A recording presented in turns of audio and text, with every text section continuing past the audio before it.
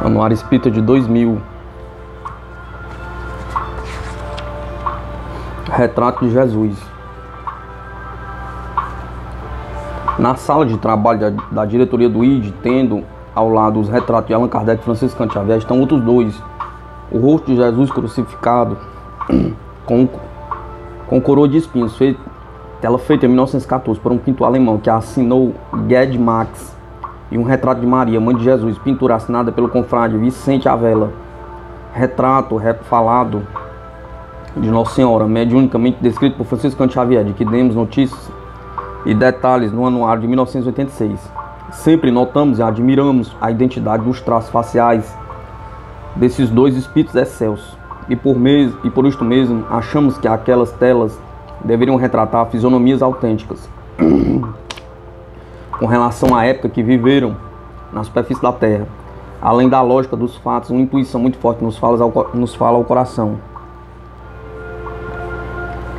Certa feita, estando naquele recinto conversando com o nosso confrade Cláudio de Oliveira Santos, que desde o início dos anos 70 elabora as capas do Anuário Espírita dos livros da ID, mostramos o fato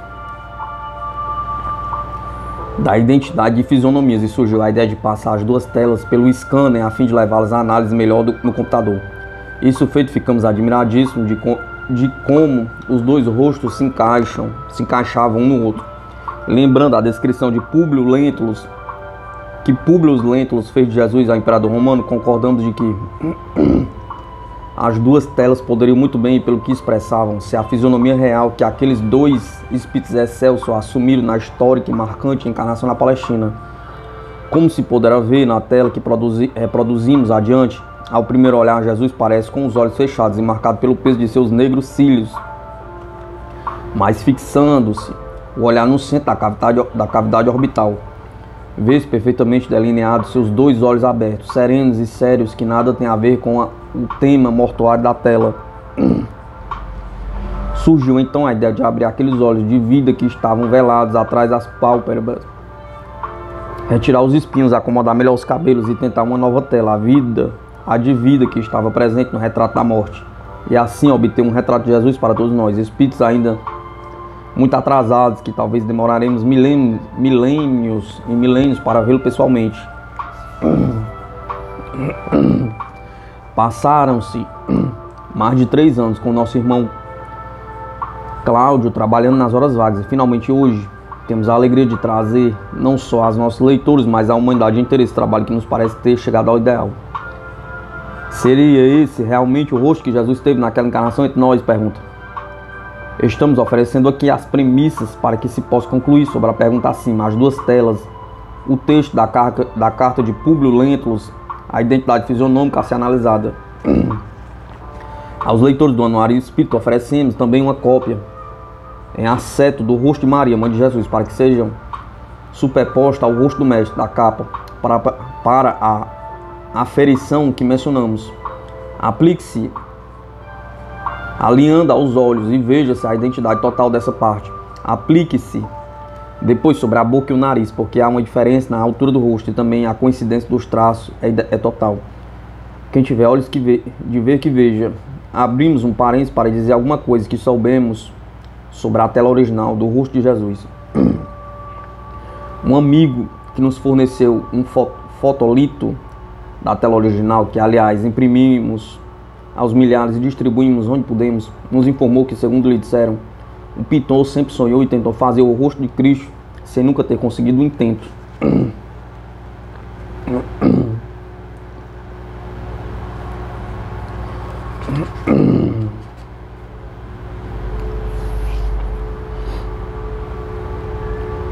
E que, certa feita, estando frente à tela em branco, sentiu-se apagar, e quando acordou estava diante do trabalho pronto.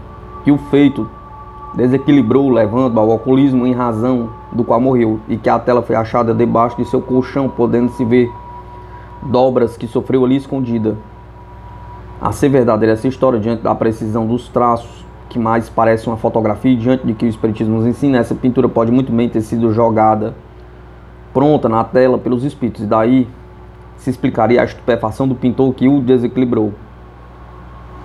Outra coisa muito provável é que seu original deve estar no mundo espiritual e que o pintor era um excelente médico de efeitos físicos.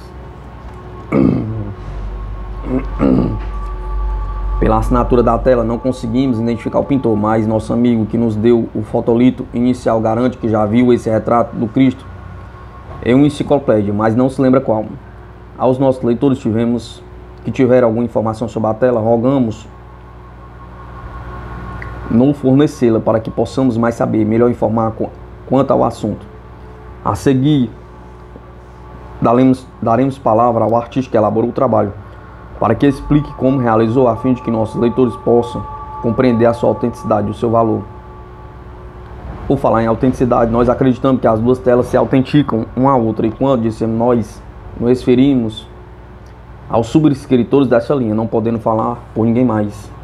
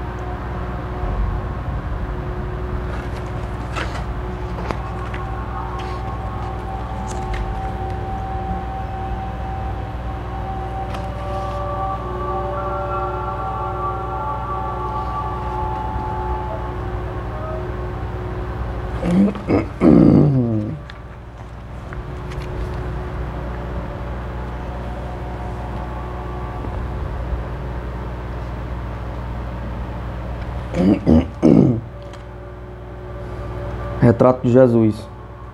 Sabendo que desejas conhecer quanto vou narrar, existindo nos nossos tempos um homem, a qual vive atualmente de grandes virtudes, chamado Jesus, que pelo povo é inculcado o profeta da verdade, e os seus discípulos dizem que é filho de Deus, criador do céu e da terra, de todas as coisas que nela se acham e que nela tem estado. Em verdade, ó César, cada dia se ouvem coisas maravilhosas desse Jesus, ressuscita os mortos, cura os enfermos. Em uma só palavra, é um homem de justa estatura e é muito belo no aspecto, e há tanta majestade no seu rosto que aqueles que o veem são forçados a amá-lo ou a temê-lo. Tem os cabelos da cor da amêndoa bem madura, são distendidos até as orelhas e das orelhas até as espáduas, são da cor da terra, porém mais reluzentes. Tem no meio da sua fronte uma linha separando os cabelos, na forma em uso dos nazarenos. O seu rosto é cheio, o aspecto é muito sereno. Nenhuma ruga ou mancha se vê em sua face. De uma cor moderada, o nariz e a boca são irrepreensíveis. A barba é espessa, mas semelhante aos cabelos, não muito longa, mas separada pelo meio.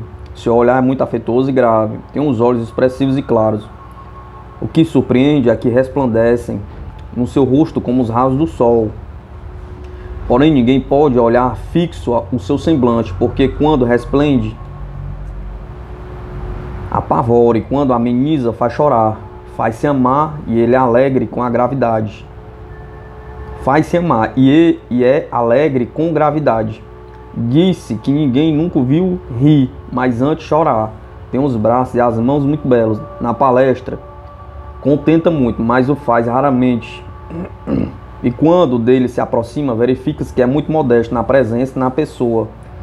É o mais belo homem que se possa imaginar, muito semelhante à sua mãe, a qual é de rara beleza, não se tendo jamais visto uma mulher tão bela. Porém, se a majestade tua, ó César, deseja vê-lo, como no aviso passado escreveste, dá-me ordens, que não faltarei em mandá-lo o mais depressa possível. De letras, faz-se admirar de toda a cidade de Jerusalém. Ele sabe todas as ciências e nunca estudou nada. Ele caminha descalço e sem coisa alguma na cabeça. Muitos se riem, vendo assim, porém, em sua presença, falando com ele, tremem e admiram. Diz que tal homem Dizem que um tal homem nunca fora ouvido por estas partes. Em verdade, segundo me dizem os hebreus, não se ouviram jamais tais conselhos de grande doutrina, como ensina este Jesus. Muitos judeus o têm como divino, e muitos me querelam, afirmando que é contra a lei de tua majestade. Eu sou grandemente molestado por estes malignos hebreus. Disse que este Jesus nunca fez mal a quem quer que seja, mas, ao contrário, aqueles que o conhecem com ele o têm praticado, afirmam ter dele recebido grandes benefícios de saúde. Porém, a tua obediência estou prontíssimo. Aquilo que tua majestade ordenar será cumprido. Fala da majestade tua, fidelíssimo e obrigadíssimo Públio Lentulus, presidente da Judéia, Lingicione sétima, Luna secunda. Este documento foi encontrado no arquivo do Duque de Cesadin, em Roma. Essa carta, onde se faz o retrato físico e moral de Jesus, foi mandada de Jerusalém ao imperador Tibério César, em Roma, ao tempo de Jesus. Públio Lentulus foi uma encarnação que o guia do Chico Xavier teve, o Espírito Emmanuel.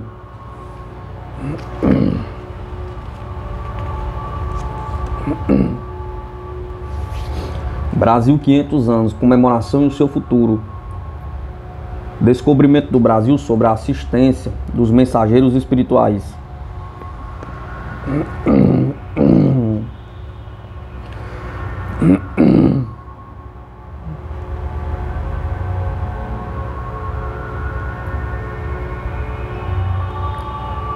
No entardecer do dia 22 de abril de 1500, um navegador, Pedro Álvares Cabral, que havia partido de Portugal em uma esquadra de 10 naus e 3 caravelas, transportando 1.500 homens, avistou a costa do Brasil, descobrindo assim a nossa pátria.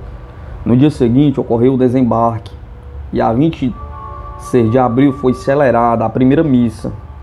Em 1º de maio, Cabral oficializou a posse da nova terra, chamada inicialmente Ilha de Vera Cruz, com a celebração da segunda missa diante de uma grande cruz de madeira, ostentando o brasão real. Antecedentes da descoberta. Não há provas documentais acerca da intencionalidade do descobrimento do Brasil. Porém, hoje os historiadores descartam a hipótese de causalidade, segundo a qual a frota portuguesa teria se afastado de sua rota, involuntariamente encontrada a costa brasileira. A existência de terras ao ocidente do Atlântico era com certeza do conhecimento de Portugal, pois Cristóvão Colombo já havia descoberto a América. E o Tratado de Tordesilhas de 1494 já lhe garantia a posse de parte dessas terras, e portanto é natural que a frota de Cabral procurasse atingi-las. Historiadores afirmam que logo após o regresso de Vasco da Gama das Índias,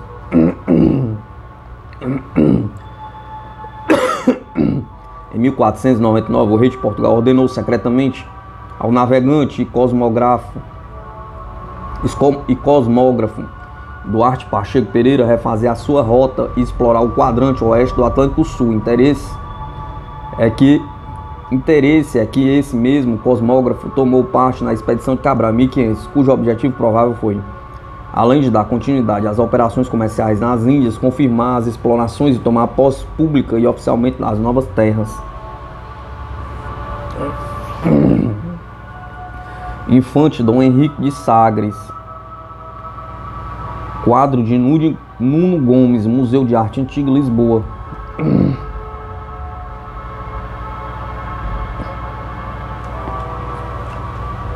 Antecedentes espirituais sobre as determinações de Jesus. A missão do infante Dom Henrique de Sagres. Nas linhas acima apresentamos uma síntese do descobrimento do Brasil, como é conhecida no nosso plano material. Mas segundo o relato de Humberto de Campos, Espírito, na obra Brasil, Coração do Mundo, Pátria do Evangelho, psicografado por Francisco Cândido Xavier, em 1938, a atuação do plano espiritual foi intensa, obedecendo a determinações de Jesus, muito tempo antes do acontecimento que agora comemoramos. A entidade escolhida para essa missão foi Hélio, um dos seus mensageiros, encarregado dos problemas sociológicos da Terra, que ao lado de um grupo de almas santificadas, contemplando as maravilhas daquela terra nova, que seria mais tarde o Brasil, sob firmamento estrelado, ostentando o Cruzeiro do Sul, símbolo da redenção humana, ouviu dos lábios do mestre a seguinte definição de sua futura tarefa. Para esta terra maravilhosa e bendita será transplantada a árvore do meu evangelho de piedade e de amor. No seu solo dadivoso e fertilíssimo, todos os povos da terra aprenderão a lei da fraternidade universal. Sob este céu serão entoados os hosanas mais ternos, a misericórdia do Pai Celestial. Tu, Hélio, te corporificarás na terra, no seio do povo mais pobre e mais trabalhador do Ocidente. Instituirás um roteiro de coragem para que sejam transpostas as imensidades desses oceanos perigosos e solitários que separam o velho do novo mundo.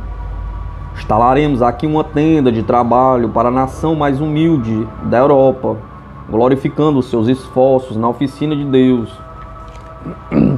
Aproveitaremos o elemento simples de bondade, o coração fraternal dos habitantes dessas terras novas, e mais tarde ordenarei a reencarnação de muitos espíritos já purificados no sentimento da humildade, da mansidão, entre as raças oprimidas e sofredoras das regiões africanas, para formarmos o pedestal de solidariedade do povo fraterno que aqui florescerá no futuro, a fim de exaltar o meu evangelho nos séculos gloriosos do porvir. Aqui, Hélio, sob a luz misericordiosa das estrelas da cruz, ficará localizado o coração do mundo. Estas decisões do Cristo foram cumpridas na íntegra. Daí a alguns anos, o seu mensageiro se estabelecia na terra em 1394 como filho de Dom João I e de Dona Filipa de Lencastre, e foi o heróico infante de Sagres que operou a renovação das energias portuguesas, expandindo as suas possibilidades realizadoras para além dos mares. Em 1416, com apenas 22 anos de idade, logo após destacadas participação na conquista de Ceuta, que marca o início da exploração da costa ocidental africana, o infante Dom Henrique deixou a corte e fundou uma vila perto de Sagres, onde determinou a construção de estaleiros, arsenais e observatórios, para receber alguns dos mais notáveis astrônomos, cartógrafos e navegadores da época. Assim estavam constituído um excelente centro de pesquisa para melhorar a arte de navegação, intitulado Escola de Sagres, responsável pela notável expansão marítima portuguesa. São atribuídas ao infante várias invenções relacionadas com cartografia, arte de navegar e a construção naval.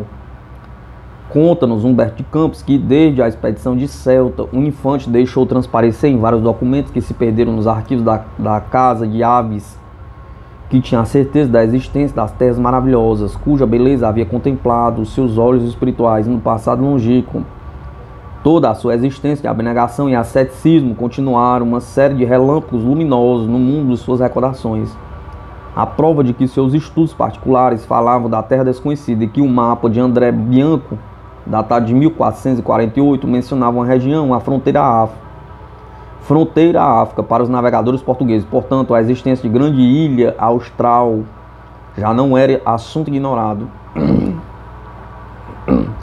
De regresso do além, Dom Henrique Hélio continuou a sua missão. Dom Henrique, também chamado Navegador, desencarnou na vila de Sagres em 1460. Nessa época, Portugal já havia explorado o litoral africano até o Cabo das Palmas, abrindo caminho para as grandes expedições do final do século. Novamente no além, escreveu o autor de Brasil, Coração do Mundo, Pato do Evangelho.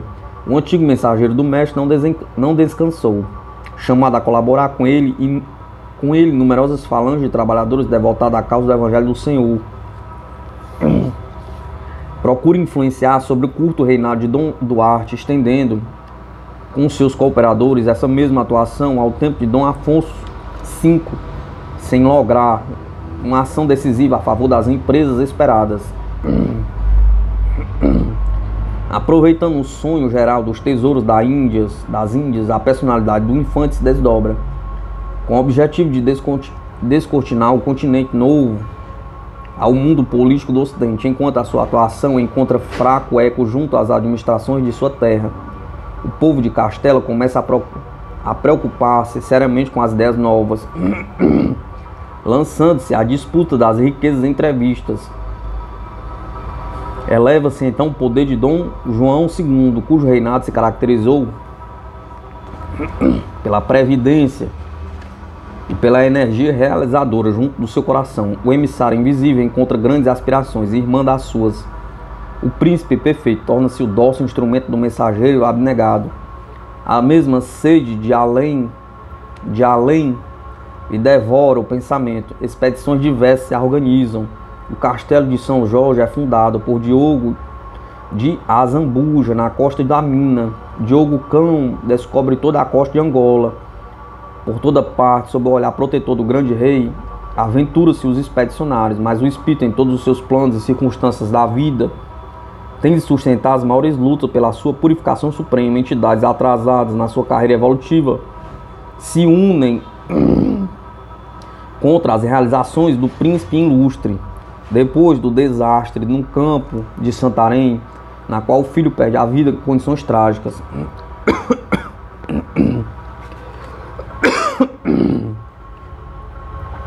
surgem outras complicações. Entre a sua direção justiceira e os nobres da época, Dom João II morre envenenado em Alvo, no ano de 1495. Todavia, os planos da escola de Sagres estavam consolidados. Com a ascensão de Dom Manuel I ao poder, nada mais se fez que atingir o fim da laboriosa preparação. Em 1498, Vasco da Gama descobre o caminho das Índias e em pouco mais tarde, Gaspar de Corte Real descobre o Canadá. Todos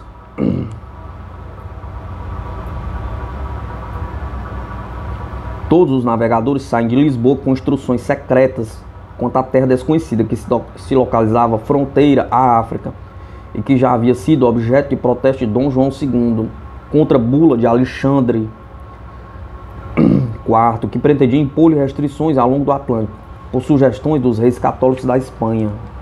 Bastante.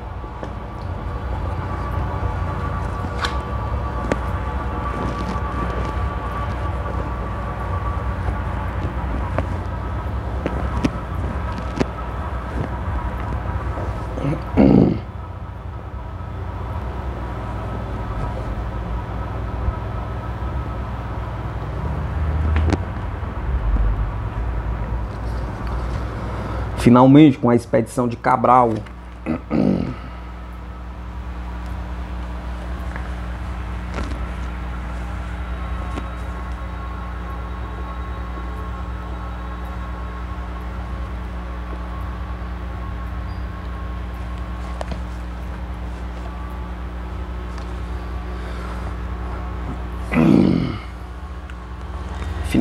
expedição de Cabral, Dom Henrique completa sua missão.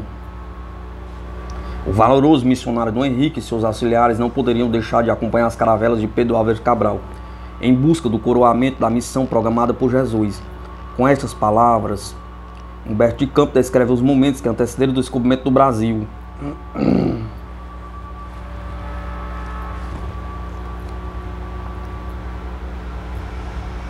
Há exatamente 5 séculos de significativo valor histórico para nós, registrados nos arquivos do plano espiritual. Abre aspas. No dia 7 de março de 1500, preparada a grande expedição de Cabral ao novo roteiro das Índias, todos os elementos da expedição, encabeçados pelo capitão Mor, visitaram o passo de Alcaçova e na véspera do dia 9, dia este em se fizeram ao mar, imploraram aos navegadores a bênção de Deus na ermida do Restelo, pouso de meditação que a fé sincera de Dom Henrique havia edificado. O Tejo estava coberto de embarcações engalanadas e, entre manifestações de alegria e de esperança, exaltava-se o pendão glorioso das quinas. No Oceano Largo, o capitão Mor considera a possibilidade de levar a sua bandeira à terra desconhecida do hemisfério sul. O seu desejo cria a necessária ambientação ao grande plano do mundo invisível. Henrique de Sagres aproveita esta maravilhosa possibilidade. Suas falanges de navegadores no infinito se desdobram nas caravelas embandeiradas e alegres.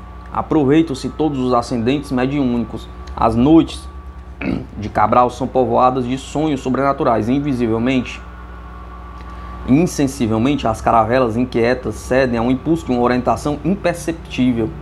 Os caminhos das Índias são abandonados. Em todos os corações há uma angústia expectativa. O pavor do desconhecido empolga a alma daqueles homens rudes que se viam perdidos entre o céu e o mar, nas imensidades do infinito, mas a assistência espiritual do mensageiro invisível, que de fato era ali o divino expedicionário, derrama um clamor de esperança em todos os ânimos. As primeiras mensagens da terra próxima recebem-nas com alegria indivisível. As ondas se mostram agora a miúde, qual concha caprichosa de folhas, de flores, de perfumes. Avistam-se os píncaros elegantes da plaga do cruzeiro, e em breves horas Cabral e sua gente se reconfortam na praia extensa e acolhedora. Os naturais os recebem como irmãos muito amados. A palavra religiosa de Henrique Soares de Coimbra, eles a ouvem com veneração e humildade, colocam suas habitações rústicas e primitivas à disposição do estrangeiro, e reza a crônica de Caminha que Diogo Dias dançou com eles nas areias de Porto Seguro, celebrando na praia o primeiro banquete de fraternidade na terra de Vera Cruz. A bandeira das quinas desfralda-se então gloriosamente nas plagas da terra abençoada, para onde transplantará Jesus a árvore de seu amor e de sua piedade, e no céu celebra-se o acontecimento com grande júbilo. Assembleias espirituais sob as vistas amorosas do Senhor abençoam as praias extensas e claras e as florestas cerradas e brávias. Há um contentamento intraduzível em todos os corações, como se um pombo simbólico trouxesse as novidades de um mundo mais firme após novo dilúvio. A inspirada tela A Providência Guia Cabral, 1899, de Eliseu Visconde, Pinacoteca do Estado de São Paulo. O simbolismo que domina a tela projeta como numa visão a figura de Cabral em primeiro plano, ladeada por dois personagens, o leme nas mãos, encimado por grandes velas, surgindo as naus, e a presença etérea da providência, iluminando com a tocha o caminho do descobridor. O segundo plano é constituído pelo mar infinito sob a iluminação suave da aurora.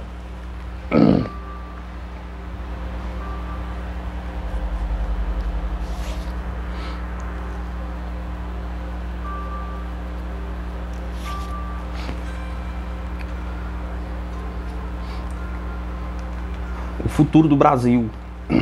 No encerramento deste singelo trabalho comemorativo dos 500 anos do descobrimento do Brasil, transcreveremos o tópico final da oportuna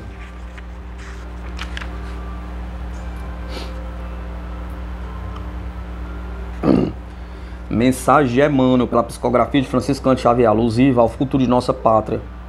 Abre aspas.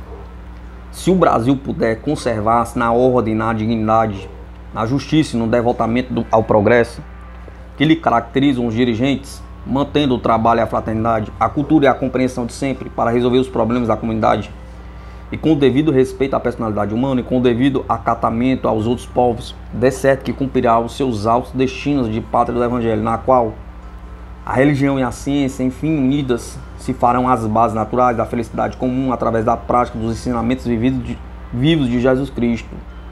Da entrevista de Chico Xavier concedida à revista Cruzeiro, Rio de Janeiro, 1/9 de 1971. Anuário Espírita de 2000.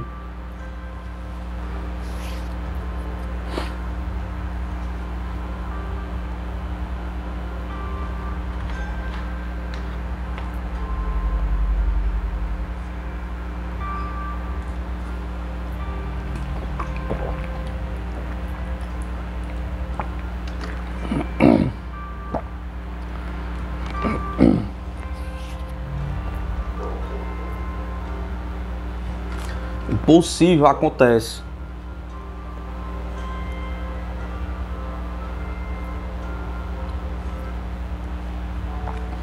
Um caso de transporte do médio Eurípides Bassanufo. Um testemunho inestimável nos vem do jornalista Otávio Silurzo, residente em Franca, que nos relata uma passagem eloquente presenciada por ele e seu irmão José Magdalena, ambos primos do inesquecível radialista Vicente Leporás. O fato relatado envolve a figura impressionante de Eurípides Barçanufo em Sacramento, Minas Gerais. José Magdalena permaneceu em Sacramento de 1916 a 1918, ano em que se registrou o passamento do insigne professor mineiro. Durante o tempo de sua permanência,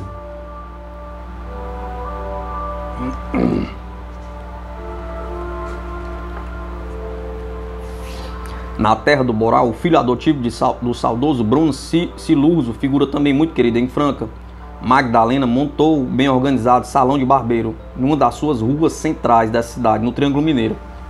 Eurípides Barçanufo tornou-se freguês desse Fígaro e o tinha em grande comprova de simpatia.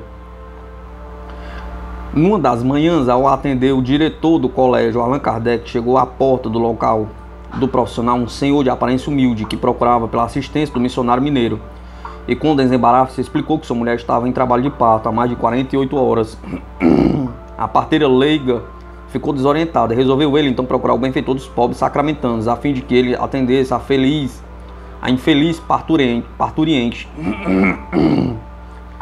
Adiantou ainda que ele morava no bairro dos Palhares, perto da gruta conhecida por todos, e a fim de facilitar a ida de Eurípides, esse lavrador lhe havia providenciado um cavalo arreado. Nesse interim, Barçanufo interrompeu o homem. Espere um pouco. Senhor Zequinha. Magdalena, que já estava para terminar a feitura da barba do professor, ficou preocupado com o que vira. Eurípides tornou-se lívido com uma esclerótica ocular semicerrada. Aflito, ele que tinha a companhia do seu irmão Otávio, pediu em voz alta para sua mulher: Marinha, veja um café quente para o professor Eurípides, ele está passando mal. E fala ainda o irmão: Otávio, vamos ajudar-me a levantar aqui o corpo do senhor Eurípides. Nesse instante, Eurípides abre os olhos e começa a sorrir. Não há nada, senhor Magdalena. Tudo bem, isto que se passou comigo é apenas um transe natural. E voltou-se para o Zequinha Costa, que esperava a resposta ao seu pedido. Senhor Zequinha, pode voltar para casa. Sua mulher acabou de lhe dar um garoto muito forte. E eu já estive lá. O caboclo ficou muito desconfiado, sem saber o que fazer. O próprio Barçanufo chamou-o à realidade, entregando-lhe uma receita. Vá até a farmácia e peça para minha irmã Edirite aviar este remédio para sua patroa. Tanto Otávio como Magdalena procuram saber depois notícias sobre o parto da mulher de Zequinha Costa. Inteiraram que efetivamente Eurípides, em um de seus habituais transportes, esteve naquela hora na casa do lavrador, que lhe procurava na véspera.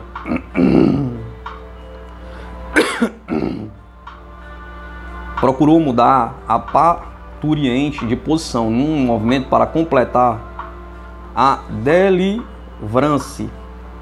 Depois pediu à parteira cuidar da criança enquanto fazia com que a mulher dormisse. Tudo se passou em poucos instantes, quando nem a parteira nem a mulher de Zequinha Costa souberam explicar como chegou ou como saiu daquela casa campesina a figura benemérita de Eurípides. Esse caso nos veio pelo relato fidedigno do jornalista Otávio Silurzo, presidente do Clube da Saudade de Franca, uma das entidades cultoras do saudosismo do nosso estado. Esse fenômeno de transporte de Eurípides, quando desenvolvia sua corajosa assistência a uma corte de sofredores, se tornava frequente diante de seus alunos e companheiros. A Nova Era, Franca, 31/10/1983.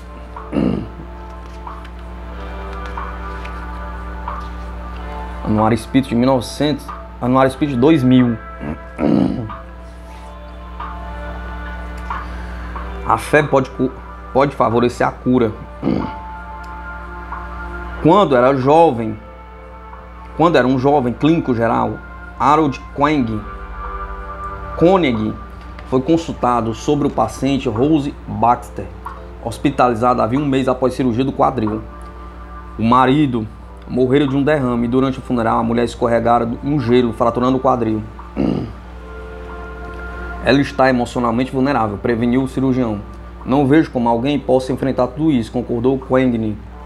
Um fato da vida tão devastador pode muitas vezes deflagrar a depressão clínica, que é prejudicial à recuperação. Mas quando Koenig entrou no quarto, Rose cumprimentou efusivamente. Em que posso ajudá-lo, doutor? O médico procurou os sinais mais óbvios de depressão, fadiga. Os sinais mais óbvios de depressão, fadiga, olheiras ou olhos avermelhados de tanto chorar, dificuldade de concentração. Não encontrou nenhum. Ela reconheceu que atravessava um momento de crise, muito triste, mas não via a hora de voltar para o lado dos outros membros da família. Koenig pensou que a paciente estava se recusando a aceitar a realidade. Entretanto, à medida que falava com ela, percebeu que Rose simplesmente vinha enfrentando bem a situação. Qual o segredo? Perguntou ele. Se desperto sozinho ou com medo, leio a Bíblia ou converso com Deus, diz ela. Ele sempre está presente, mesmo na falta dos meus entes queridos, e isso, acima de tudo, me faz seguir adiante. Koenig ficou impressionado, mas foi apenas quando a paciente se restabeleceu com poucas complicações que ele começou a perceber o significado médico de uma fé tão profunda. Outros pacientes começaram a lhe contar como a religião os ajudava a enfrentar um infortúnio, acelerando assim sua cura física. Harold Koenig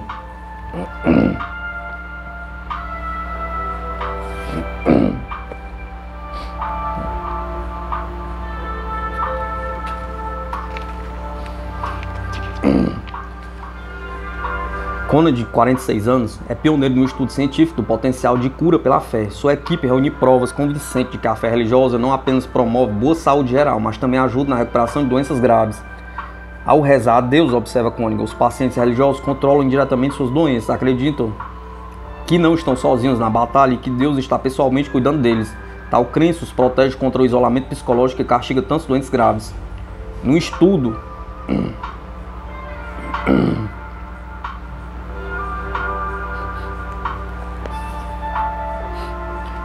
envolvendo 455 idosos hospitalizados, por exemplo, Koenig observou que a média de internação daqueles que frequentavam a igreja mais de uma vez por semana era de 4 dias. Os que nunca ou quase nunca iam à igreja permaneciam hospitalizados de 10 a 12 dias. Quando Koenig começou a revelar suas observações aos colegas, muitos se mostraram céticos, consideravam a fé irrelevante para a medicina. Em anos recentes, entretanto, outros pesquisadores vêm relatando observações similares. Como resultado, um número cada vez maior de médicos começa a compreender o papel que a fé pode desempenhar no processo de cura.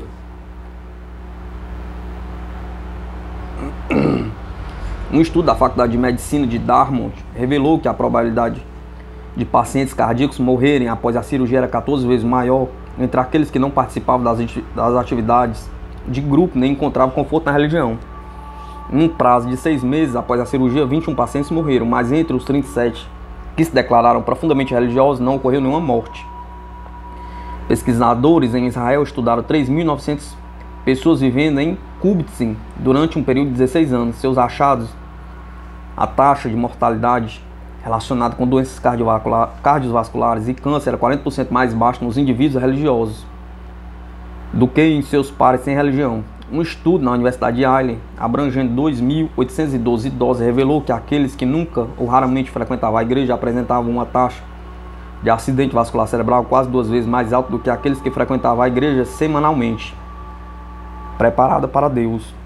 Anuário Espírita de 2000.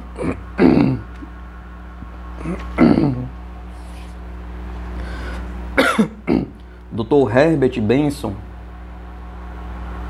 professor adjunto da Faculdade de Medicina de Harvard, promoveu uma nova compreensão da fisiologia envolvida nessa fé capaz de curar.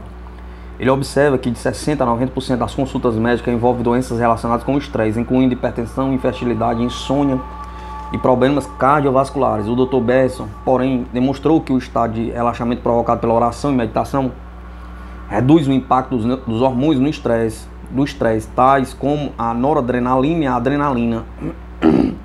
As orações repetitivas desaceleram os batimentos cardíacos e o ritmo da respiração, afirma ele.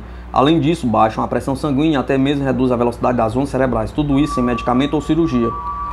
Técnicas não espirituais como meditação produzem efeitos semelhantes, mas a maioria das pessoas prefere o conforto emocional mais acentuado da oração.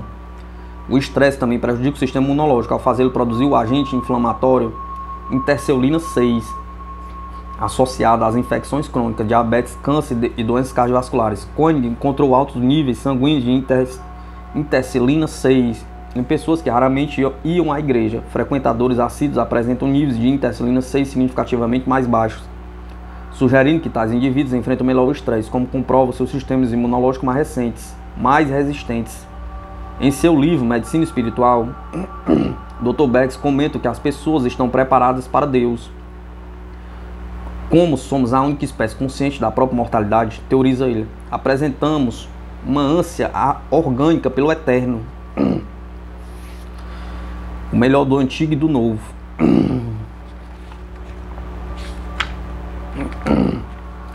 A profissão médica começa gradualmente a concordar com pioneiros como Koenig, Bergos e Matthews. Hoje, por exemplo, exige-se que todos os programas de residência para psiquiatras incluam no currículo questões religiosas e espirituais. A Faculdade de Medicina John Hopkins, o clínico geral e pediatra Dr. Thomas Corson e seus colegas vêm ministrando nos últimos 3 anos um curso sobre fé e medicina. Ele provém que tais cursos logo se tornarão corriqueiros nas faculdades médicas. O Dr. Dean Ornish prega os benefícios da meditação religiosa. Em seu recente best-seller Amor e Sobrevivência, Ornish afirma que alcançar a tranquilidade emocional através de meios espirituais poderia ser a mais completa experiência de cura. Esse uso da oração, diz ele, não é um modismo da nova era, mas representa ideias muito antigas que estamos redescobrindo. Anuário Espírita de 2000.